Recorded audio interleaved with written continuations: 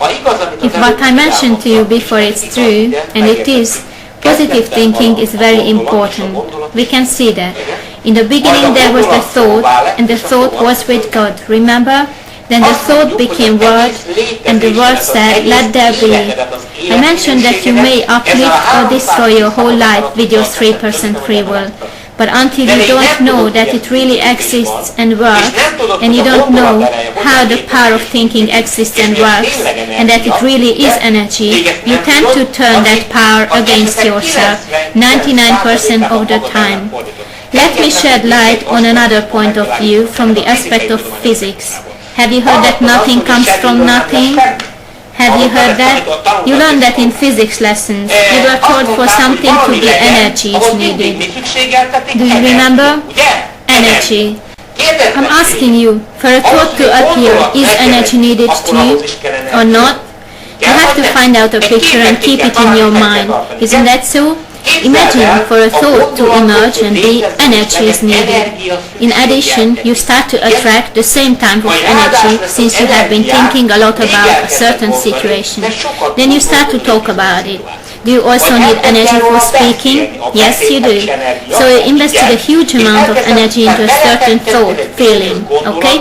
One more interesting thing. It said, like attracts like. Have you heard that? That's the law of attraction. That's how they refer to it. To put it into Hungarian, a sack is searching for its pet. Is it familiar? To help you understand it, here's an example. You get a letter from the tax office. You empty your post box, and by the time you get to the third floor and open the letter, how many times do you break out in sweat? They know everything. They found it out. I'm caught. They'll come and get me. Does it come into your mind that they may praise you for being such a good taxpayer? Is there a thought like that emerging in you by any chance? Not at all. Just think about it. Another example. You get a letter from the TB clinic. You've been for a checkup 2 weeks ago. What are your thoughts? By the time you get to your flat and open the envelope, you've already shared all your assets amongst your children, you see? Because you think you will die of lung cancer. Do you understand? That's how you work. That type of thinking is typical of you, okay? Listen, you put energy into a thought. The mind creates a form, a picture. Remember? You receive the letter from the tax office or the TB clinic. The mind creates a form, you lying on the slab. Imagine, and you start to put energy into it, okay? You start to pump energy into that. And I'm whispering it to you. You don't have infinite amount of energy.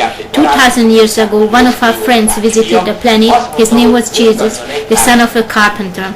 He said, each of you get one portion of energy, talented, for this life on earth. You can only make use of that amount of energy. So not to have any difference, everybody got the same amount of energy which can be used in this life. Since you have only this one unit of energy, it does matter where you make this flow and what you use it for. If you are a person worrying all the time, or you think over a situation all the time, you are in fear most of the time. You are a cowardly guy or girl. Imagine when an unpleasant situation is approaching. Have you ever worried about something or feared something? They wanted to fire you, or your boyfriend or girlfriend left you. Have you experienced these situations? Have you ever been really ill? For how long are you thinking about that day? Until you go to bed and it comes up even in your dreams? Isn't that so? My question is, what do you reckon? How much energy you pour into that situation? Are you using up the whole energy amount for the day? Imagine, that form is a little tractor, okay? The energy that I'm putting in is the petrol. Think about that. How much petrol do you put into your worries, fears a day? And there are your hopes and aims. How much do you put into those each day? Divide up your 16 hours of waking life.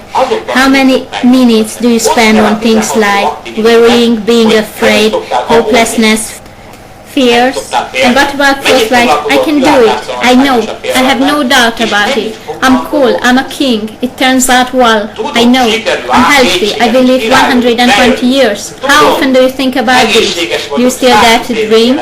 You did that perhaps in your childhood, and now this is the other little tractor. Let's say you have two tractors of the same size. How much difference will there be between their performance? I fill up one of them with 20 liters of petrol, while I pour only 2 deciliters milliliters into the other one. Which one will win? Do you understand how it works? Okay. The situation is the following. You have a mind which moves and controls, maintains your physical body. Your physical body is a mass of energy which you need in this three-dimensional world.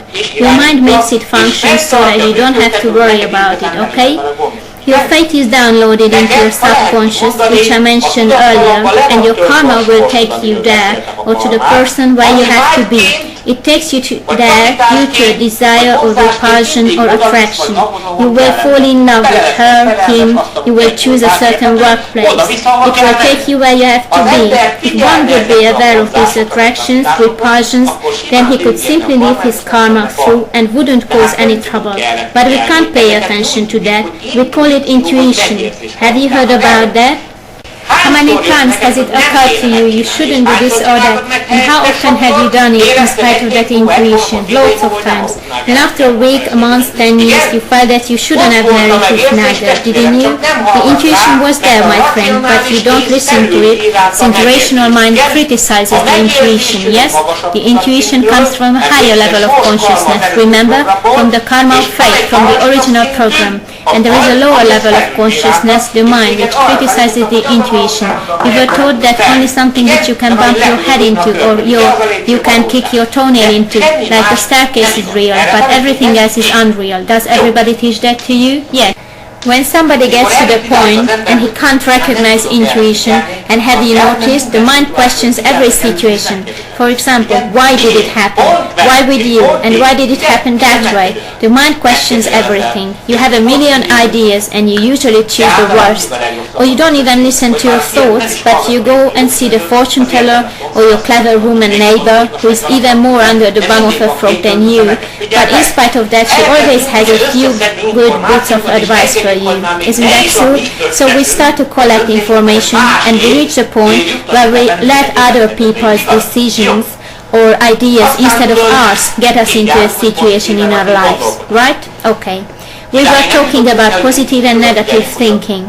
We don't reach the point of paying attention to intuition and be only there where we should be. But our minds start to worry. Do you remember what you do when you worry? You think negatively. You know that negative thinking works since there is power in thinking. Why does a thought count? We are talking about your being a seed sower. You plant with your thoughts, words and actions. What are we talking about here? Is there power in your thoughts? We realize it, and even the physicists say that nothing comes from nothing. Have you ever been angry? Have you slammed the door so hard that it almost broke? Have you ever had a really big growl? Have you? Do you need 1 or 2 glasses of strong alcoholic drink to put things right? Because you fell out of balance. Is it like that or not? Have you ever argued and felt drained afterwards? One gets more exhausted by it than after a whole day hoeing in the garden. Just see, most of them get a heart attack since the heart doesn't get enough energy. You used its energy up in that arguing. Well, we already know that whatever we think, we pour energy into it. And our energy stock is not endless, yes? Not infinite. You got one portion of energy. If it works like that, is it possible to use up that energy faster than planned? Let's say we planned to live 68 years in this life on earth. Can you use that energy up sooner? Of course. Just watch people. What are their thoughts, reactions about? Listen. The word flows toward you. We call it information, yes? Do you encounter different scents, smells, thoughts, sounds, placards, and radio or TV? The whole world is an ocean of information. It all comes towards you. What's your reaction to that? You judge, don't you? You are a nosy Parker. When you say something, was there a thought coming before that? So what did you do? You used up some of that day's energy. Do you understand? And you created a thought into which you invested energy. We call these thoughts elementals in spirituality. So thoughts become living beings, entities. And don't believe now the spiritual men. Scientists also say that energy doesn't get lost, it just transforms. If you put some energy into a thought, for example, I hope you will die or get better, energy doesn't get lost, it just transforms. It goes to the person you sent it to. Somebody who knows how to do it precisely, they say he can curse well. What does he do? He can put a huge amount of energy into one thought, and he can send it precisely to where he wants to, and can even tie it to you, and it works very well, okay? Have you heard of the opposite of this? It's called blessing. They don't talk about that so much. They are happy to do it. We did that here today on a few people. We blessed them. For instance, they brought a tiny baby here from Ireland. A big young man asked us to bless that small child because they've heard about us. So the opposite works too. It's not just cursing which exists, but blessing as well. What's that? The art of handling thoughts, okay? So we know that a thought needs energy to work. And everything comes from something, nothing comes from nothing. And we know if we create something and if we invest energy into something, it never gets lost, just changes into something else. So the thought tries to get its task done, okay? So that's how thoughts work. They try to accomplish their tasks. And you know what happens? The thought asks for help. How? A sack looks for its patch. Like attracts like. Remember? If you think back, I asked you if you usually worry more than you cherish hopes. Which one predominates in your case? And imagine you even suck the same type of energy from your environment, okay? Energy with similar vibration comes to you because of the law of attraction. Like attracts like. So let's examine our thoughts in the light of that. How do people think? We know we have thoughts and we are aware of the fact they don't get lost. Energy doesn't get lost, just transforms. Have you heard that? When I think about something, you can't see it. I don't like to talk about words and actions, since thoughts come before those. If you understand thoughts, then there's no point in talking about words and actions anymore. When a thought appears in you, you put energy into that thought. So where will this energy go? We can't see thoughts. You may think that with thoughts you can humiliate, curse, ruin somebody without punishment because they can't track you down, they can't take a photo of it. Let me whisper to you an interesting thing. Your thoughts will stay there in a closed space. We call that space your soul garment, in other words your aura, your energy body, astral body, which surrounds you. Your every thought stays there. They will stay there. You are swimming in your own thoughts. Your ancient nation says every person is a smith of his own destiny.